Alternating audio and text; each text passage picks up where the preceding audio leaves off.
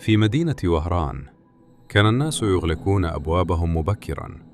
الخوف بدأ ينتشر، والسبب قاتل غامض يظهر ليلاً ثم يختفي بدون أي أثر. الشرطة لم تكن تعرف من هو، والناس بدأوا يطلقون عليه اسم سفاح وهران. في بداية التسعينات كانت وهران مدينة تعيش حياة عادية، أحياء مزدحمة، مقاهي مليئة بالناس، وشوارع لا تنام.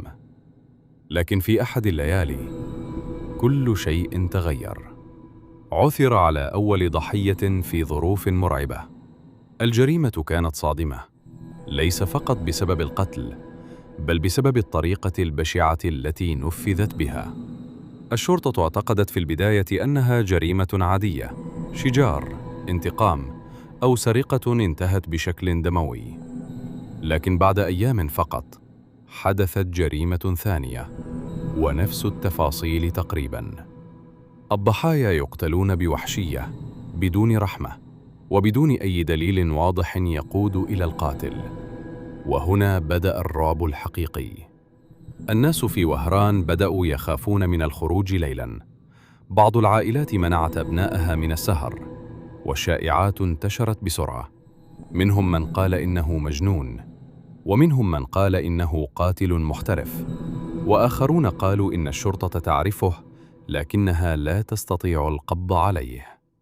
لكن الشيء الذي جعل القضية أخطر هو أن القاتل كان ذكياً جداً. لم يترك بصمات، لم يكن يسرق، لم يكن يتحدث، فقط يقتل ثم يختفي وكأنه لم يكن موجوداً أصلاً.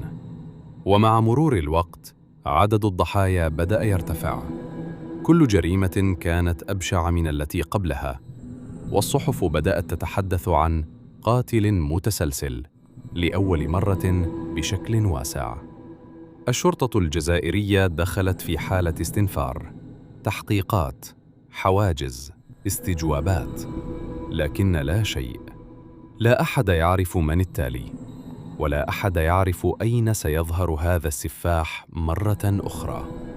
وهنا بدأت الصدمة الكبرى.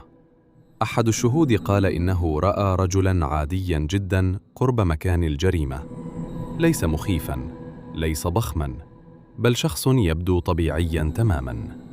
وهذا ما أخاف الناس أكثر، لأن السفاح ربما كان يعيش بينهم، يمشي بينهم، ويبتسم لهم بشكل عادي. مرت الأسابيع، والخوف أصبح جزءاً من الحياة اليومية. بعض الناس كانوا يحملون أسلحة بيضاء للدفاع عن أنفسهم، والبعض الآخر توقف عن الخروج نهائياً بعد المغرب.